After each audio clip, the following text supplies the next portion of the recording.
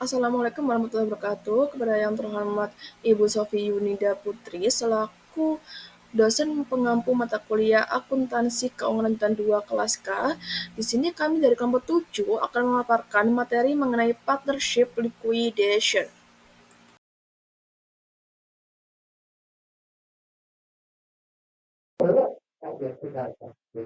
Baik, materi yang akan saya jelaskan yaitu mengenai likuidasi persekutuan. Jadi, likuidasi persekutuan itu terjadi ketika suatu partnership atau suatu persekutuan itu dibubarkan dan juga berhenti beroperasi. Nah, pada tahap ini semua aset perusahaan itu dijual atau diuangkan. Kewajibannya itu dibayar dan juga sisanya ini didistribusikan kepada para partner sesuai modal mereka masing-masing. Nah, proses ini melibatkan 4 tahap. Yang pertama, mengubah aset non-kas menjadi kas, yaitu jual aset dan juga menagih piutang. Yang kedua ini ada mengakui untung atau rugi dari penjualan aset. Yang ketiga, melunasi semua kewajiban atau liabilitas. Yang keempat, membagikan sisa kas ke partner berdasarkan saldo akhir dari modal mereka. Selanjutnya, ada asumsi dari awal proses likuidasi itu sendiri. Jadi, proses dasar likuidasi itu biasanya diasumsikan sebagai persekutuan solvent atau asetnya ini lebih besar daripada kewajiban. Kemudian, semua partner ini memiliki ekuitas atau modal yang positif. Tidak ada pinjaman pribadi partner kepada persekutuan yang masih tersisa. Jadi, semua pinjamannya sudah lunas. Kemudian, semua aset berhasil diuangkan sebelum kas itu dibagikan. Nah, jika kondisi ini semua terpenuhi, misal ada partner dengan modal negatif, ini ada yang tidak terpenuhi, ini maka proses likuidasi ini akan lebih kompleks lagi. Nah, di sini ada urutan pembayaran dalam likuidasi. Menurut Uniform Partner Act UPA 1997, hasil likuidasi dibagikan dengan urutan yaitu yang pertama, membayar kreditor eksternal atau selain partnernya dan juga membayar partner jika mereka memberi pinjaman ke persekutuan. Dan kemudian juga bisa membayar partner sesuai dengan saldo modal mereka. Uh, jadi, jadi untuk pencatatan jurnalnya akan saya bahas di slide berikutnya. Di sini saya akan membahas bagaimana penjualan aset dan koleksi piutang dan juga pencatatan pembayaran kewajiban dan juga distribusi. Dari kedua pencatatan di sini, yang pertama ada bagian A. Setiap penjualan itu dicatat. Jika kasnya bertambah, aset berkurang, rugi atau untung dialokasikan ke model partner sesuai dengan rasio laba ruginya. Kemudian, pada pencatatan bagian B ini, utang luar itu dilunasi, kemudian loan partnernya itu dibayar, dan sisa kasnya dibagikan kepada partner. Nah, di sini juga ada mengenai modal negatif partner bagaimana. Jadi kadang saat rugi besar, ada partner yang modalnya itu menjadi negatif. Nah, partner dengan modal negatif ini wajib menyetor kas pribadi untuk menutup kekurangan. Jika tidak mampu membayar, maka rugi tersebut dibagi kepada partner lain sesuai rasio bagi labanya. Di sini, saya punya contoh bahwa Jim, dan Joe ini setelah likuidasi, J punya modal negatif, yaitu sebesar $3.000. Nah, jika J bisa bayar, ia setor 3.000. Nah, kas ini dibagi sesuai modal. Jika J tidak bisa bayar, rugi 3.000 ini dialihkan ke Jim dan Joe sesuai dengan rasio laba rugi mereka. Nah, kemudian yang terakhir ada Statement of Partnership Liquidation. Jadi tahapan yang ditunjukkan dalam laporan ini meliputi yang pertama, saldo awal aset dan juga modal, liabilitas, ditampilkan dalam posisi keuangan persekutuan sebelum dilakukan proses likuidasi. Nah, yang kedua, penjualan aset dan koleksi piutang ini, semua aset non-kas diubah menjadi kas, baik melalui penjualan persediaan, penjualan aset tetap, maupun persekutuan dari piutang usaha. Dan juga pembayaran utang dan loan partner ada distribusi akhir ke partner. Tujuannya apa? Tujuannya agar jelas proses dari awal sampai akhir bagaimana. Materi selanjutnya dilanjutkan oleh rekan saya. Pemaparan materi selanjutnya yaitu mengenai safe payment to partners. Jadi ketika sebuah persekutuan atau partnership memasuki tahap likuidasi, prosesnya itu seringkali tidak berlangsung cepat, di mana aset-aset non-kas seperti tanah dan bangunan itu biasanya membutuhkan waktu cukup lama untuk dijual. Sementara itu, kas yang tersedia sudah ada di tangan. Nah, di titik ini itu selalu muncul satu dilema yang mana bertanya apakah kas tersebut bisa langsung dibagikan kepada para sekutu, dan kalau bisa, berapa jumlah yang aman untuk dibagikan tanpa resiko harus diminta kembali di kemudian hari. Nah, konsep yang digunakan di sini adalah safe payment. Safe payment dapat diartikan sebagai distribusi kas kepada para sekutu yang benar-benar aman dalam artian tidak akan diminta kembali, baik untuk menutup kewajiban persekutuan maupun untuk penyesuaian saldo modal sekutu. Mengapa ini penting? Karena dalam praktiknya, kalau ternyata distribusi dilakukan terlalu besar dan kemudian hasil penjualan aset lebih rendah dari perkiraan, bisa jadi kas yang sudah dibagi harus ditarik kembali dari sekutu. Situasi ini tentu akan menimbulkan masalah, apalagi jika salah satu sekutu sudah tidak memiliki kemampuan untuk mengembalikan. Nah, oleh karena itu, safe payments dihitung dengan memperhatikan 3 asumsi penting. Yang pertama, asumsi insolvensi mitra, yang mana semua sekutu dianggap tidak mampu membayar kewajiban pribadi atau insolven. Artinya, kalau ada kerugian, tidak ada sekutu yang bisa menambah modal baru. Jadi semua kerugian harus ditanggung dengan modal yang sudah ada. Lalu yang kedua, asumsi kerugian aset non-kas. Seluruh aset non-kas diperlakukan sebagai potensi kerugian dalam perhitungan. Dengan kata lain, tanah, bangunan, atau peralatan yang belum terjual diperlakukan seakan-akan tidak memiliki nilai lagi. Hal ini membuat perhitungan menjadi sangat konservatif. Lalu asumsi yang ketiga yaitu kas yang ditahan. Sejumlah kas ditahan untuk biaya likuidasi, kewajiban belum tercatat, dan juga kontingensi lain. Jumlah ini diperlakukan sebagai kerugian bagi sekutu. Persekutuan biasanya menahan sejumlah kas untuk biaya administrasi likuidasi, membayar kewajiban yang belum tercatat, atau menutup kemungkinan risiko lainnya. Kas yang ditahan ini juga diperlakukan seakan-akan sudah hilang. Dengan menggunakan asumsi konservatif ini, safe payments mampu menunjukkan distribusi kas yang paling aman. Artinya, kalaupun nanti semua skenario terburuk benar-benar terjadi, misalnya semua aset non-kas tidak laku dijual, kas yang sudah didistribusikan tetap tidak akan melebihi hak masing-masing sekutu. Perlu digarisbawahi, safe payments hanya berfungsi sebagai pedoman untuk distribusi awal. Safe payments tidak mengubah catatan modal maupun laporan likuidasi yang sebenarnya. Jadi hal ini adalah langkah pengaman untuk menghindari masalah dalam proses pembagian kas. Selanjutnya di sini ada penerapan safe payment schedule. Jadi mari kita lihat contoh untuk penerapan safe payment schedule. Di sini ada persekutuan bus, max, dan non. Dalam proses likuidasi, di sini kita ada saldo akunnya sebagai berikut dalam ribuan. Di sisi debit ada kas $80, loan due from max sebesar $10, lalu land $20, dan building $140, sehingga hasilnya $250 di sisi debit. Di sisi kredit ada loan payable to non sebesar $20 serta modal masing-masing dari base capital 50% yaitu sebesar $50, lalu max capital 30% sebesar $70, dan non capital 20% sebesar $110. Nah, semua kewajiban kepada pihak luar sudah dilunasi, namun tanah dan bangunan diperkirakan butuh waktu lama untuk dijual. Karena itu, ketiga sekutu sepakat membagikan sebagian kas. Tetapi dari 80 yang ada, mereka menahan $10 untuk biaya kontingensi. Jadi kas yang mungkin dibagi adalah $70. Nah, pertanyaannya, bagaimana cara menentukan siapa yang berhak atas $70 ini?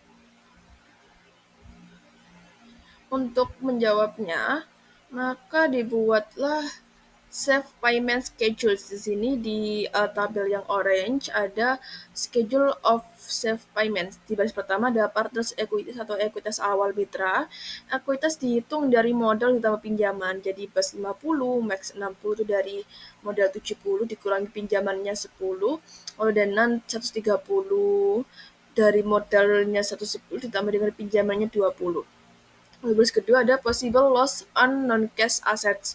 Jadi kita anggap sebuah aset non-cash, yaitu di soal tadi kan ada tanah $20 dan bangunan $140, itu dianggap rugi sebesar $160. Nah, kerugian $160 ini dibagi sesuai rasio laba rugi, yaitu base 50%, max 30%, dan non 20%. Jadi diperoleh hasil base itu rugi $80, max rugi $48, dan non rugi $32, sehingga ekuitas baru mereka minus $30, max $12, dan non $98.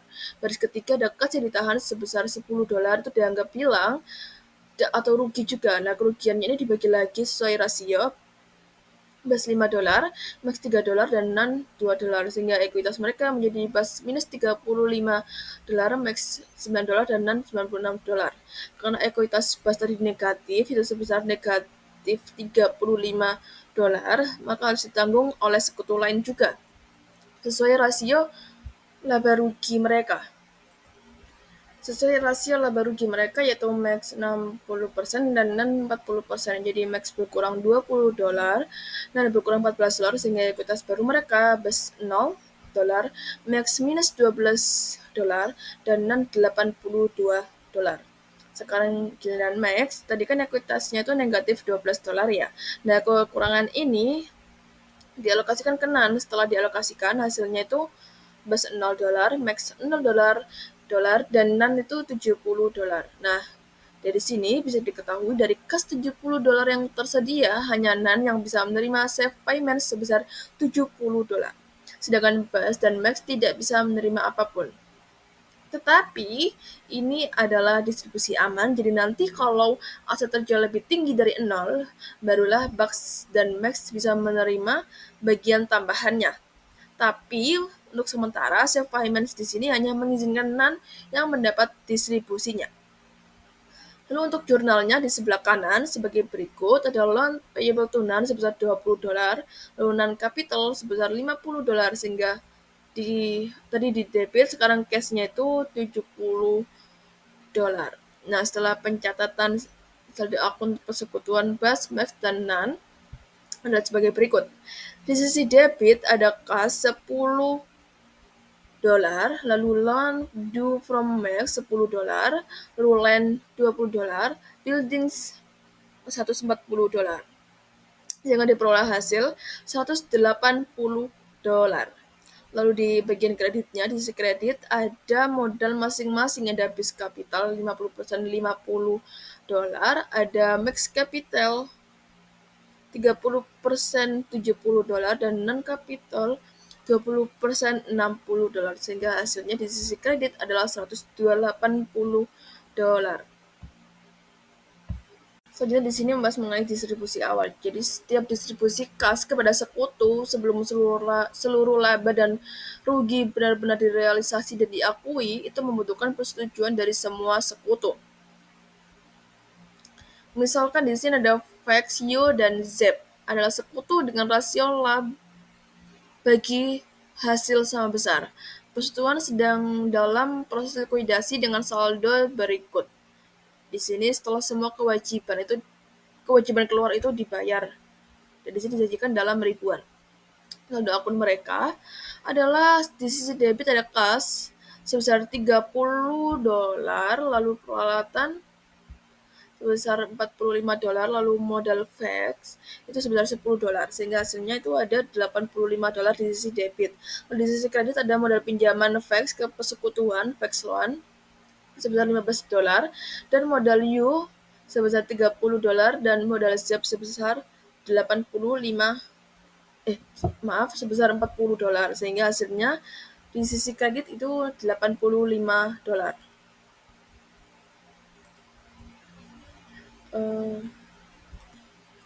Lalu jika kas $30.000 itu dibagikan, maka $10.000 seharusnya diberikan kepada Yo dan $20.000 kepada Sep.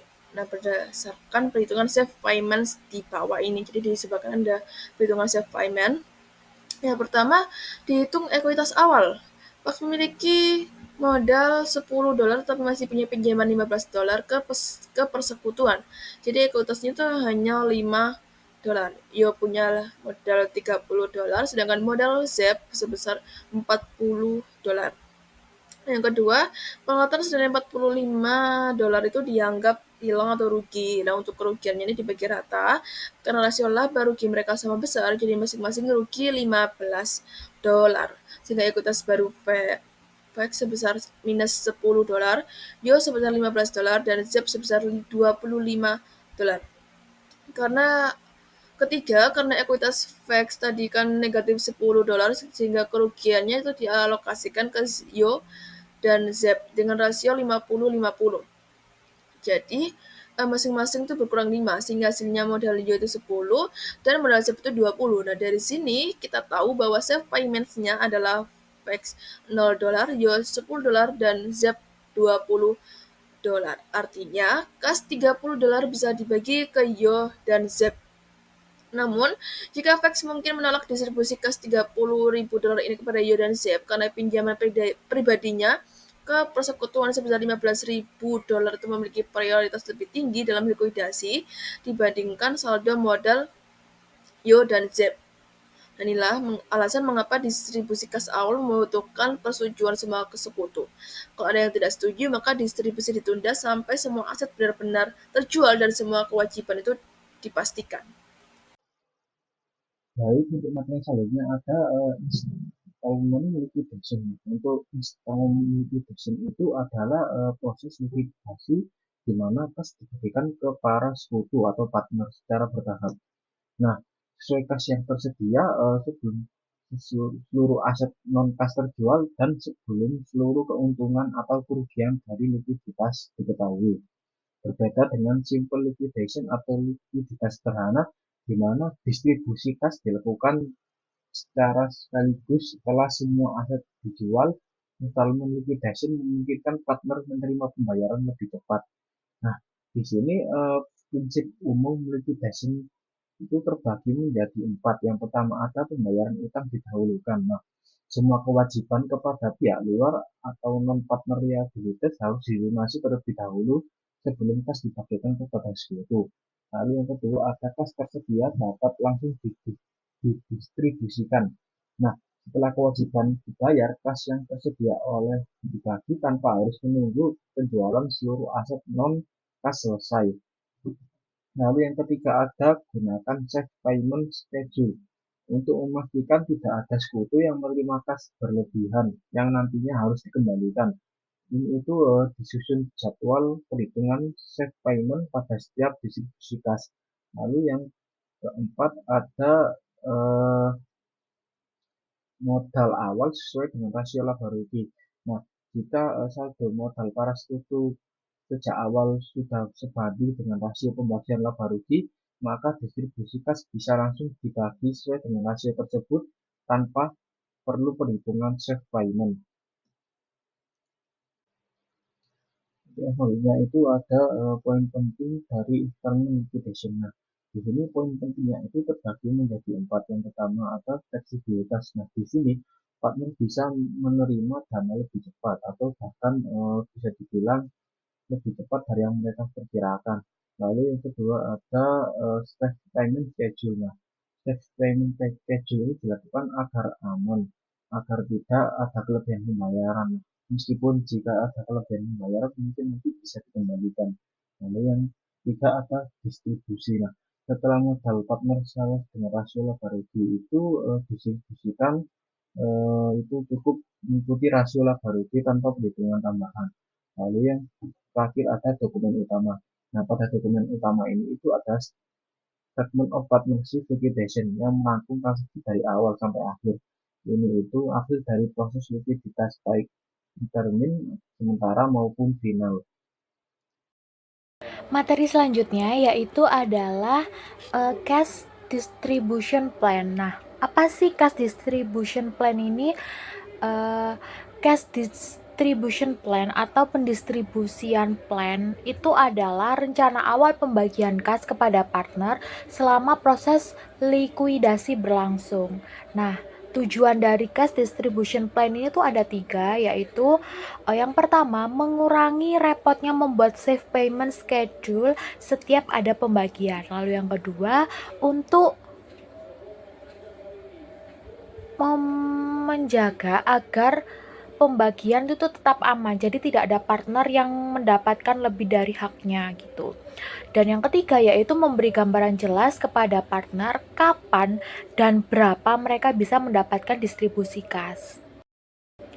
Jadi materi selanjutnya itu adalah tahapan membuat cash distribution plan. Nah, ada 4 tahap, jadi kita bahas tahap yang pertama yaitu menentukan vulnerability ranking. Jadi kita itu menghitung seberapa besar kerugian maksimal yang bisa ditanggung setiap partner sebelum saldo ekuitasnya itu menjadi 0. Nah, caranya itu dengan ekuitas dibagi profit sharing ratio. Jadi partner dengan angka terkecil itu dianggap paling rentan atau the most vulnerable. Jadi kita bisa melihat contohnya di situ. Jadi ekuitas dibagi dengan profit sharing ratio. Nah, profit sharing rasionya itu untuk si debt itu 50% atau 0,5, Ken itu 30% atau 0,3, lalu rent itu 20% atau 0,2. Nah, jadi langsung aja si debt itu ekuitasnya itu sebesar 340.000, lalu profit sharingnya itu kan 50%, jadi 340.000 dibagi 0,5 hasilnya yaitu 680.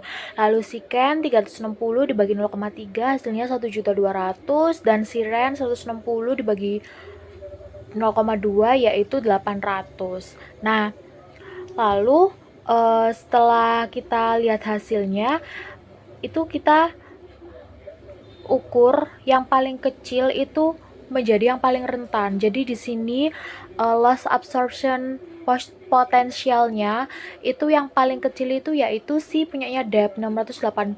Jadi dia menjadi ranking 1. Lalu yang kedua itu ada punyanya Ren 800, dan ranking ketiga itu ada si Ken sebesar 1.200.000 begitu. Jadi artinya tuh apa? Jadi apabila kerugiannya itu sampai 680.000, modal si debt itu sudah habis.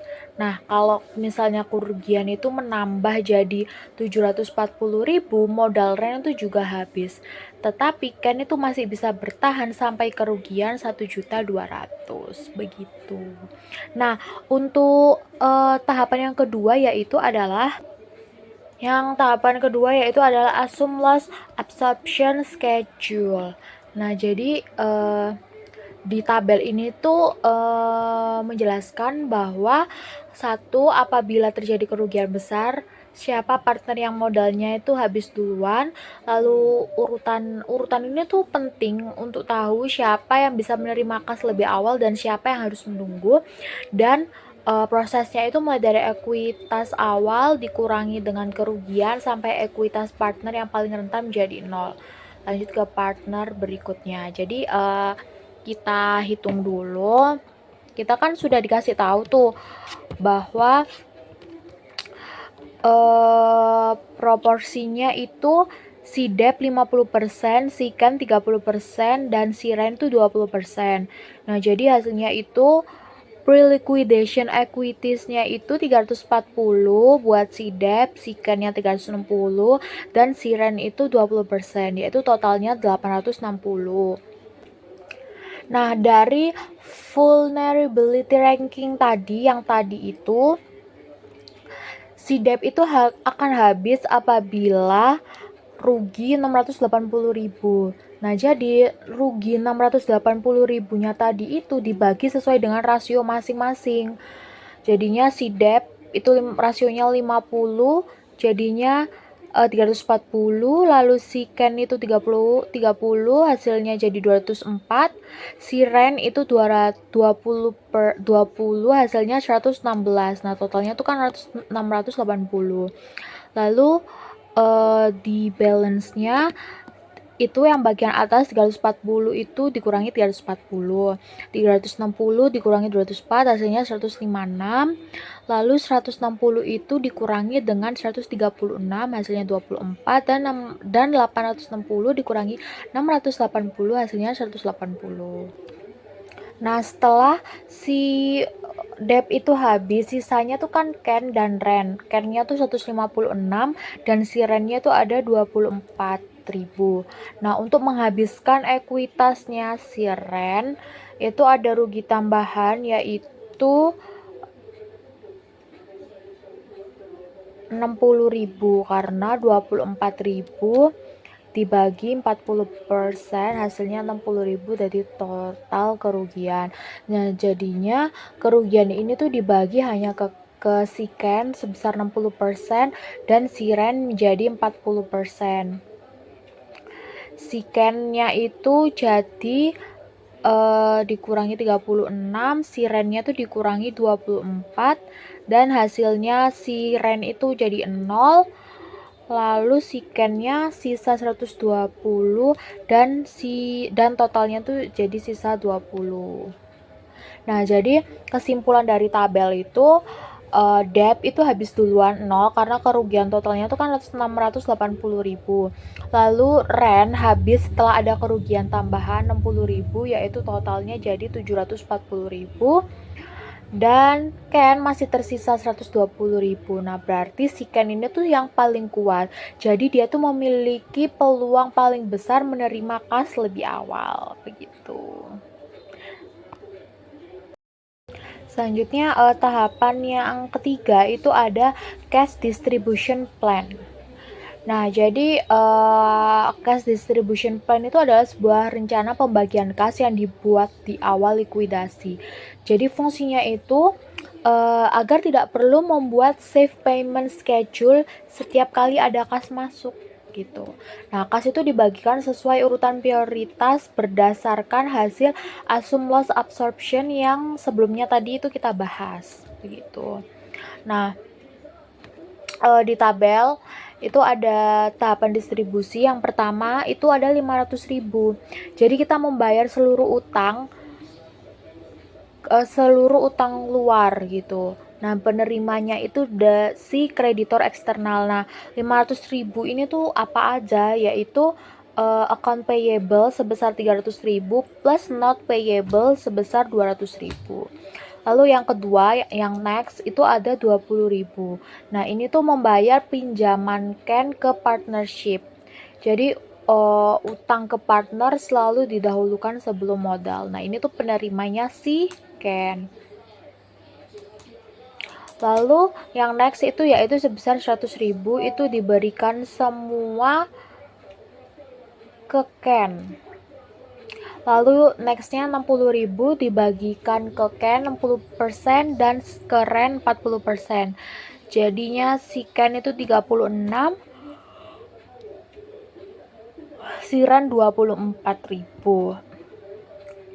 Nah, jadi reminder kalau masih ada sisa kas itu dibagi sesuai dengan rasio laba rugi, yaitu 50% si debt, 30% si Ken, dan 20% ke si Ren.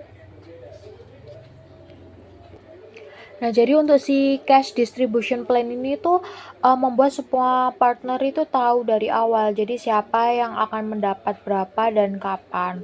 Dan Ken itu paling aman karena dia tuh paling kuat. Jadi equity-nya tuh paling besar. Jadi dia tuh bisa mendapatkan bagian kasnya tuh lebih dahulu. Nah, namun si debt itu yang paling rentan. Jadi dia harus menunggu sampai tahap akhir dan hanya dapat jika kas yang direalisasi itu cukup besar gitu. Nah, selanjutnya yaitu ada cash distribution schedule. Nah, selanjutnya itu kan ada cash distribution schedule.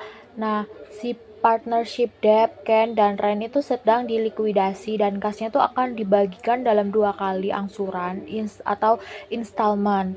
Jadi installment yang pertama yaitu sebesar 550 dan installment kedua itu sebesar 250. Nah, jadi membuat membuat cash distribution schedule itu dengan mengikuti cash distribution plan yang sebelumnya kita tadi sudah bahas itu yang di atas. Nah, cara pengerjaannya itu first installment 550. Jadi kita membayar kredit ke kreditor eksternal dahulu sebesar 500. Nah, sisanya tuh kan 50. Jadi kita bayar pinjaman ke Ken 20. Kita membayar pinjaman Ken 20.000 karena loan partner itu harus dilunasi terlebih dahulu sebelum modal partner. Lalu sisa kasnya itu kan sebesar jadinya sisa 30.000. Nah, sisa 30.000 itu masuk ke Ken sebagai modal.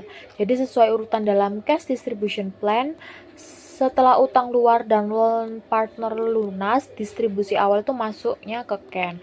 Jadi installment pertama itu priority creditor 500.000, Ken loan itu 20.000, dan Ken capital itu sebesar 30.000. Lalu untuk installment yang kedua yaitu sebesar 250.000. Nah, jadi sisa kas dari likuidasi kedua itu dibagi sesuai seluruh cash distribution plan-nya. Jadi yang pertama Ken Capital itu 70.000 diberikan penuh ke Ken agar align modalnya dengan REN. Jadi sisa kasnya itu sebesar 180.000. Nah, Ken dan Ren itu berbagi sebesar 60.000 dengan rasio 60 dibanding 40. Jadi si Ken mendapatkan 36.000, si Ren mendapatkan 24.000. Jadi sisa kasnya yaitu sebesar 120.000. Nah, 120 ini dibagi sesuai dengan profit sharing rasio. Jadi tadi kan sebesar 50 dibanding 30 dibanding 20. Jadi si Dep mendapatkan 60.000, si Ken mendapatkan 36.000, dan si Ren mendapatkan 24.000. Jadi hasil installment kedua itu si Ken itu 70.000 ditambah 36.000 ditambah 36.000, hasil totalnya tuh yaitu 142.000. Lalu si Dep itu 60.000 dan si Ren itu 24.000 ditambah 24.000 yaitu 48.000. Begitu. Jadi untuk menerapkan cash distribution plan ke dalam praktik pembagian kas bertahap atau installment, jadi prinsipnya tuh tetap utang kita keluar, lalu loan partner, lalu partner paling kuat, lalu partner lain dengan sesuai dengan rasio.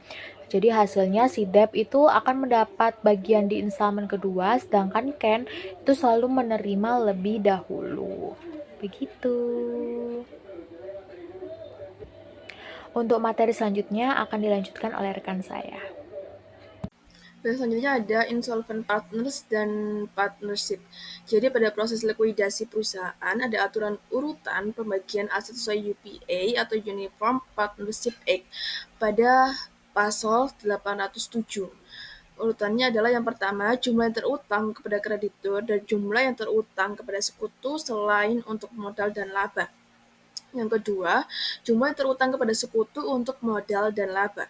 Namun ada kondisi khusus ketika persekutuan itu insolven.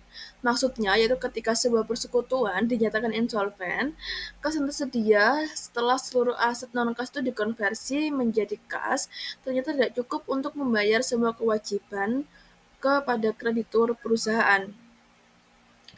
Dalam kondisi ini, kreditur persekutuan hanya akan menerima pelunasan sebagian dari aset persekutuan dan kemudian dapat menuntut sekutu-sekutu secara pribadi agar menggunakan aset pribadi mereka untuk melunasi sisa klaim. Nah, kreditor persekutuan dapat menagih klaim mereka dari aset pribadi sekutu maupun yang masih solvabel atau mampu secara keuangan. Para sekutu diwajibkan untuk menyumbangkan sejumlah dana yang diperlukan untuk menutupi kewajiban persekutuan. UPA secara tegas menyatakan bahwa seorang sekutu harus menyumbangkan bagiannya sendiri untuk melunasi kewajiban persekutuan, serta bagian proporsional dari kewajiban sekutu lain yang insolven atau yang tidak mampu dan tidak mau menyumbangkan bagiannya, di mana seorang sekutu yang membayar lebih dari bagiannya untuk kewajiban persekutuan berhak memiliki klaim terhadap sekutu lain yang memiliki saldo modal debit. Untuk lebih jelasnya lagi, di sini ada contoh kasus, yaitu dari Feb dan Cat. Adalah sekutu dengan pembagian laba sama besar. Persekutuan mereka sedang dalam proses likuidasi. Setelah semua aset dikonversi menjadi kas dan seluruh kas yang tersedia dipakai untuk membayar kewajiban persekutuan, saldo akun berikut tersisa dalam buku persekutuan dalam ribuan. Jadi saldo di sini dalam ribuan. Yang pertama adalah liabilitas atau kewajiban sebesar $90 di kredit, lalu ada capital masing-masing sekutu dari capital 1/3 30 sebesar $30, lalu ada Feb capital 1/3 sebesar $30, lalu dan Cat capital 1/3 sebesar $30. Jadi untuk capital di sini tuh di sisi debit. Dengan asumsi semua sekutu memiliki kekayaan pribadi minimal $30.000, maka masing-masing sekutu harus menyetor $30.000 ke persekutuan untuk melunasi kewajiban persekutuan. Namun kreditur bisa saja menagih seluruh kekurangan $90.000 dari salah satu sekutu saja.